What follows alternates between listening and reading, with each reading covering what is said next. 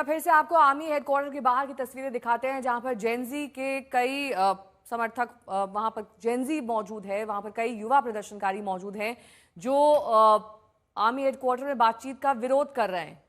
इनकी मांग है कि बातचीत को सार्वजनिक किया जाए, अंदर जो प्राइवेट तरीके से बातचीत हो रही है उसे बाहर इन तक पहुंचाया जाए कि आखिरकार चल क्या रहा है, क्या बातचीत हो रही है। इनके गुट आपस में ही भिड़ गए हैं आर्मी हेडक्वार्टर के बाहर। ये युवा इस वक्त आपको दिखाई दे रहे हैं। युवाओं की मांग है कि राष्ट्रपति भवन में बातचीत हो और बातचीत को सार्वजनिक किया जाए। सुप्रीम कोर्ट काठमांडू से इस वक्त मेरे सहयोगी सुमित चौधरी जुड़ गए हैं तमाम जानकारी के साथ। वहां की तस्वीरें तो हमने पहले कई बार देखी हैं, लेकिन क्या इस वक्त जो संघर्ष चल रहा है वो खबर आप तक भी पहुंची होगी। आर्मी हेडक्वार्टर के बाहर कई सारे युवा आपस में भिड़ गए हैं, ये मांग कर रहे हैं कि राष्ट्रपति भवन में बातचीत हो और बातचीत को सार्वजनिक भी किया जाए। सुमित, हाँ बिल्कुल, हम कुछ मिनट पहले ही वहीं पर मौजूद थे। अगर आप ये सुप्रीम कोर्ट प्रेमिसेस देखें, उसके ठीक सामने यानी उस रोड के उस तरफ ही आर्मी हेडक्वार्टर्स है। पूरा इलाका जो है वो सेना मुख्यालय के आसपास का ही इलाका माना जाता है, जहां सुप्रीम कोर्ट में मौजूद है। इस समय यहाँ इसलिए मौजूद है क्योंकि नेहा, अगर आप देखें कि सुप्रीम कोर्ट के प्रेमिसेस को भी कैसे जला दिया गया है और यहाँ पर रिस्टोरेशन का काम चल रहा है। यानी लगातार जो अधिकारी है एडमिनिस्ट्रेशन के, या फिर आप कह सकते हैं एजेंसी है, वो मिलकर यहाँ पर कई जगहों पर रिस्टोरेशन का काम भी कर रहे हैं। अगर आप देखें तो यहाँ पर जो ये एडमिनिस्ट्रेटिव ब्लॉक्स हैं उनको तक जला दिया गया था। अभी हमारी कई हायर ऑफिशियल से बात हुई, उन्होंने बताया कि कई जो प्रदर्शनकारी थे वो यहाँ से जो मौजूद डाटाबेसेस थे, फाइल्स थे, वो तक गायब हैं। तो ऐसे में सबसे बड़ी दिक्कत यह आएगी कि आखिरकार कितने दिन में इस सुप्रीम कोर्ट को भी सुचारू रूप से चलाया जा सके। लेकिन ये जरूर है कि अभी मतभेद जो जेनजी में हो रहा है वो कई मुख्य मुद्दों को लेकर हो रहा है, वो चेहरे को लेकर हो रहा है कि आखिरकार कौन बनेगा इंटरिम सरकार का चेहरा। हालांकि कई गुट जो है वो लगातार ये मांग कर रहे हैं कि जो ये शाह है उनको बना दिया जाए, कोई बात कर रहे हैं कि जो दूसरे लीडर्स हैं उनको बना दिया। लेकिन अभी इंपॉर्टेंट क्या है कि अभी यहाँ के ताजा हालात किस तरीके के, अभी कर्फ्यू का माहौल है। ज्यादातर लोगों को यहाँ से निकलने के लिए कह दिया गया आर्मी द्वारा। बहुत लिमिटेड लोग यानी जो एडमिनिस्ट्रेटिव यानी जो सरकारी मुलाजिम है वही अपने अपने ऑफिस के अंदर आसपास के इलाकों के अंदर काम कर रहे हैं, जैसे सुप्रीम कोर्ट हो या फिर आप कह सकते हैं कि पीएमओ हो, या फिर आप कह सकते हैं कि जो संसद के आसपास की जो सफाई अभियान चल रहा है उनके अंदर लोगों को इजाजत दी गई है। हालांकि मैं आपको बताऊं, अब भी फायर ब्रिगेड की जो गाड़ियां हैं वो इस पर कंट्रोल करने की कोशिश कर रही हैं और ये सारी तरफ ऐसा ही मंजर है इस समय। नेपाल की इस समय प्राथमिकता ये है सरकार की कि अभी जो आर्मी की वो ये है कि लगातार जो बिल्डिंग जिनको नुकसान पहुंचा है, जो रिस्टोरेशन का काम है, जो लगातार जो लोगों की जो जिंदगी दोबारा से सुचारू रूप से चल सके, इसको लेकर काम किया जा रहा है। हालांकि दूसरी तरफ इंटरिम गवर्नमेंट का चेहरा कौन होगा इसको लेकर भी चर्चा है, लेकिन अब तक कुछ तय नहीं हो पाया। और शायद यही सबसे बड़ा कमोबेश सबसे बड़ी परेशानी है कि चेहरा कौन होगा, सरकार कौन चलाएगा। लेकिन ये भी बात कही गई कि इंटरिम गवर्नमेंट का जो चेहरा होगा वो कुछ ही दिन के लिए होगा, ना तो आर्मी पूरी तरीके से कंट्रोल करेगी, ना ही इंटरिम गवर्नमेंट का वो चेहरा। सिर्फ और सिर्फ सीधे तौर पर जो फ्रेश इलेक्शन होंगे वो ही यहाँ का भविष्य तय करेंगे। ये भी आज सुबह ही जेनजी की तरफ एक बार फिर से आप तस्वीरें दिखाइए कि आपके पीछे जले हुए वाहन और बहुत सारी पब्लिक प्रॉपर्टी जो नष्ट कर दी गई है वो दिखाई दे रही है। पूरे अगर कैंपस का आप एक बार मुआयना करके दिखा सकें, क्या वहां पर ताजा सूरत हाल है?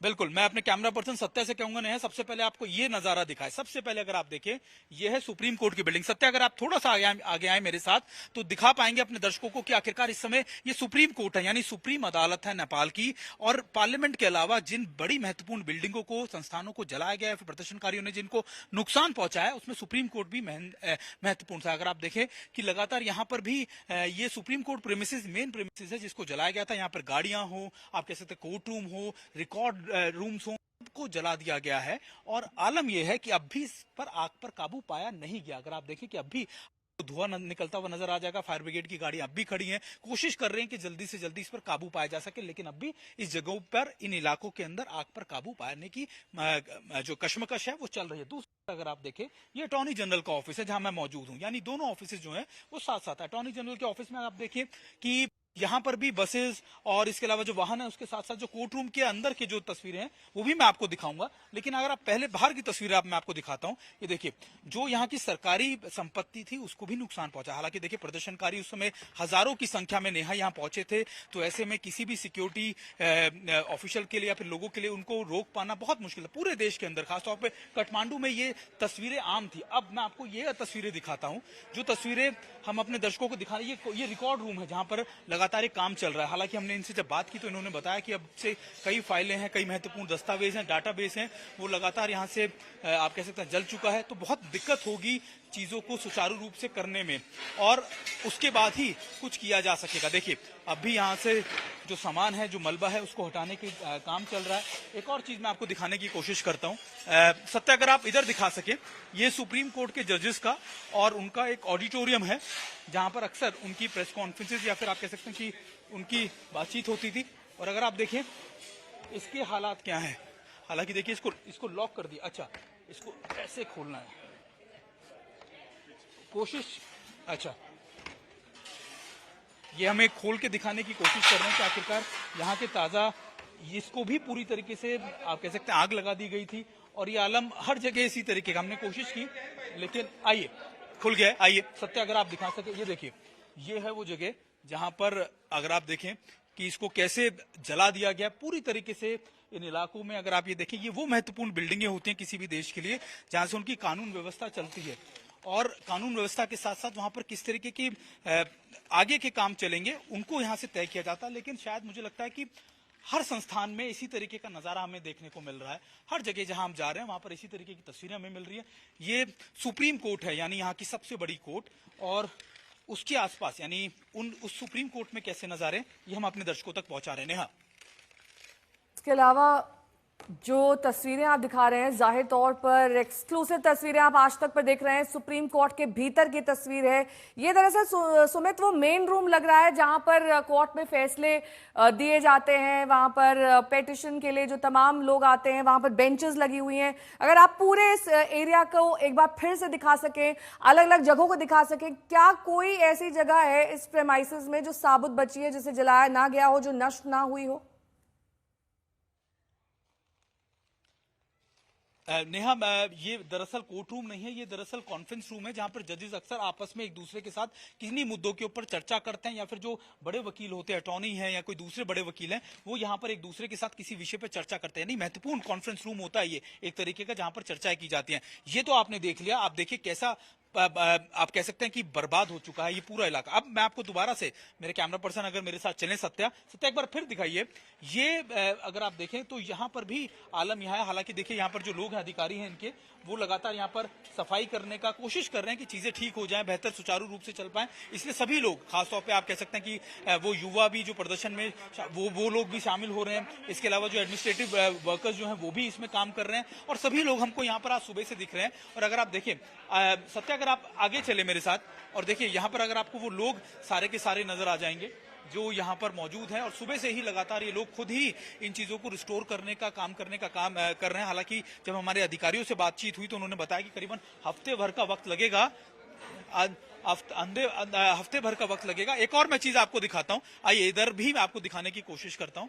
अगर आप देखें तो यहाँ पर भी एक और बार मैं आपको, अगर मेरे कैमरा पर्सन सत्या एक बार फिर दिखाएं, क्योंकि लगातार वो तस्वीरें ऐसी हैं जो हर कोई देखना चाहेगा, समझना चाहेगा कि आखिरकार यहाँ के ताजा हालात क्या हैं। तो फिर एक बार से मैं आपको वो अंदर की तस्वीर एक बार फिर दिखाता हूँ। ये देखिए, ये रिकॉर्ड रूम बताया जा रहा था जहां से डाटाबेस हैं, जो फाइलें थी वो यहाँ से आप कह सकते हैं कि जला दी गई, गायब हो गई। हमें ये भी बताया गया कई डाटाबेस जो थे वो प्रदर्शनकारी अपने साथ उठा के ले गए।